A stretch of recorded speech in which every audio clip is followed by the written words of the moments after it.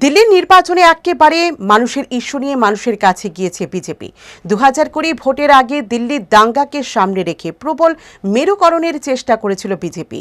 তাতে হিতে বিপরীতে হয়, একচেটিয়াভাবে মুসলিম ভোট চলে যায় আপের খাতায়। এবার আর সেই ভুল নয়। যোগী আদিত্যনাথের মতো হিন্দুত্ববাদী নেতাকে প্রচারে এনেও সেভাবে হিন্দুত্বের প্রচার করেনি বিজেপি, বরং তারা পুর নির্বাচনে ফোকাস করেছে যমুনার জল, দিল্লির দূষণ, অনুন্নয়নের মতো স্থানীয় ইস্যুকে। কেজরিওয়ালের দুর্নীতি বিরোধী এবং আম আদমি ভাবমূর্তিকে চ্যালেঞ্জ করার লক্ষ্যে আবগারি দুর্নীতি এবং শীষ মহলের মতো ইস্যু তুলে জোর কদমে প্রচারে নেমে গেরুয়া শিবির। আসলে এবার দিল্লিতে বিজেপির কাজটাও সহজ ছিল।